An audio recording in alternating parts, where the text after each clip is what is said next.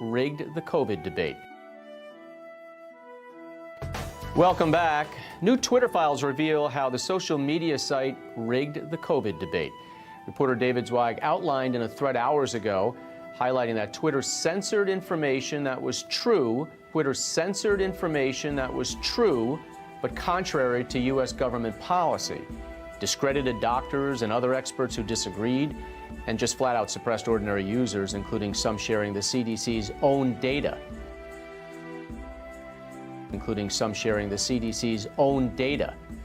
This comes just days after Elon Musk said in an All-In podcast over the weekend that almost every conspiracy theory people had about Twitter turned out to be true. Now, that almost every conspiracy theory people had about Twitter turned out to be true. Now, Dissenting voices on COVID, if you had any questions about getting the COVID shot or anything that had to do with the opposite of what we were being told, you were quickly suppressed. You were just made a fool of online if they could have.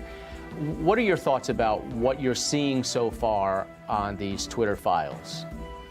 So when I saw these Twitter files, and specifically this story, my immediate thought went to, wow, this has become such a semantics game. We saw when Dr. Anthony Fauci got in front of Congress, he was saying, no, I never funded gain-of-function research, because he had just kind of convoluted the way that gain-of-function research is defined. And this is the same thing that happened. You know, Jack, who owned Twitter for the longest time before Elon Musk took over, or Parag Agrawal, whoever was before Elon, you know, he got in front of Congress and said, no, we aren't shadow banning people. When the Twitter files have explicitly shown that people were shadow banned, but he had ever so slightly tweaked the meaning of the word shadow ban, and to be tweaked the meaning of the word shadow ban, and to be tweaked the meaning of the word shadow ban. And to me, this entire Twitter files, whether it be Dr. Anthony Fauci, whether it be Jack, or whether it be Stanford University saying we can no longer say the word American, semantics and language matter, and they matter because of instances like this, where they change, where the elites in power change the way that words mean, where the elites in power change the way that words mean, when we all know that shadow banning is shadow banning, no matter what you call it. I'm going to take a different tack from beginning. We are at this point, this is not about black and white, rich or poor, blue collar, white collar. We're fighting for the heart and soul of our nation. I am not asking anybody to take a chance on me. I'm asking you to take a chance on your own aspirations. I'm not just asking you to take a chance on me. I'm also asking you to take a chance on your own aspirations. I haven't spent much of my life in politics, which most of you know, but I've spent enough time in Washington to know how much we need to change Washington. I haven't spent a lot of time learning the ways of Washington, but I've been there long enough to know that the ways of Washington must change. And I'm Ryan Wolf. Our greatest responsibility is to serve our Treasure Valley communities, the El Paso, Las Cruces communities, Eastern Iowa communities, Mid-Michigan communities.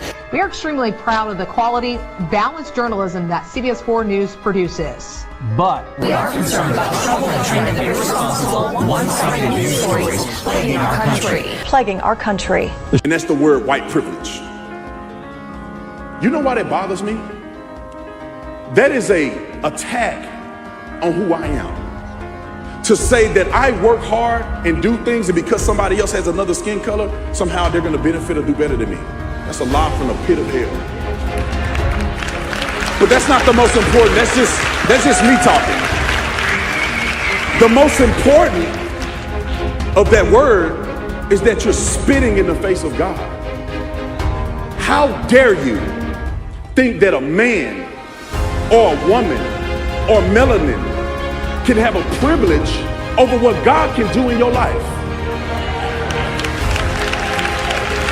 I'm not sure what God anybody in here serve, but the God I serve can overcome anything. There is no color in the kingdom of God. There is no color in the kingdom of God. God, anybody in here serve, but the God I serve can overcome anything. There is no color in the kingdom of God.